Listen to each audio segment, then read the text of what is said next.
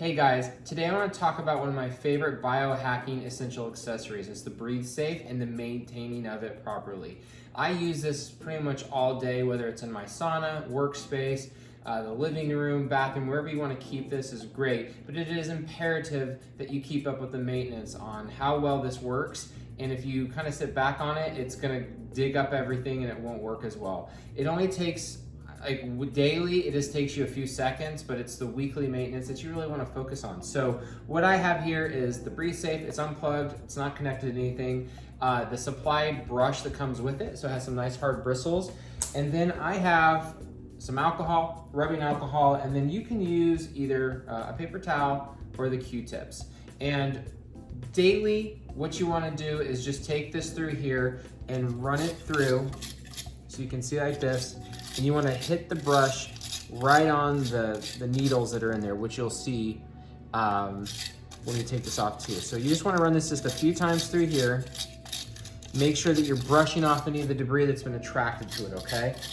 If you don't do that, everything is going to get black, and that's how you can tell. So run this a few times. Do this daily, and you won't have a problem keeping up with the maintenance on this. Next thing you want to do every week is you want to pull this off. It's a plastic piece, and it has two knobs on there. You can just pull it off. Very simple, okay? And then what you have here is the metal slate, and you can also see maybe the needles in there a little better. And this is where you want to really focus on taking, I'm gonna do it right now just with the Q-tips, but you just run it on here, both sides and underneath. And you'll see that what gets caked up here after a little bit is this black film. And that is what we're pushing to remove on here, okay? So it comes off pretty easily. This is already black, and I did this last week, so it just shows that this thing does the job. It does a wonderful job, but it is imperative that you keep the maintenance up. So again, if you don't want to, you can, or you don't have a Q-tip, but you have a paper towel, same thing. You can kind of just stick it on here and run it underneath. I put them in between. So it's underneath like this, and then I can run it, okay? And same things, it just, different ways will work, whatever you prefer, but just doing that again. And again, I did this last week, and it shows you it does the job well. I also use the rubbing alcohol to clean the outside. So I wipe this down, because this will get black, the inside gets black, just to keep up the aesthetics and the appearance on this. So once you have this done, again, just 2 minutes at most.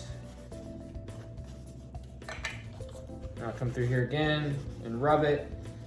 In a perfect world though, a Q-tip should do the job. I've just used this for so long too, but you don't need to waste paper towels if you don't want to. And everything on here is now nice and shiny, no more black. And again, you can see it all right here.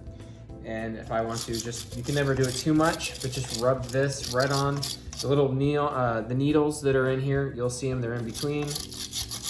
And it's as simple as that. You line these up. There you go.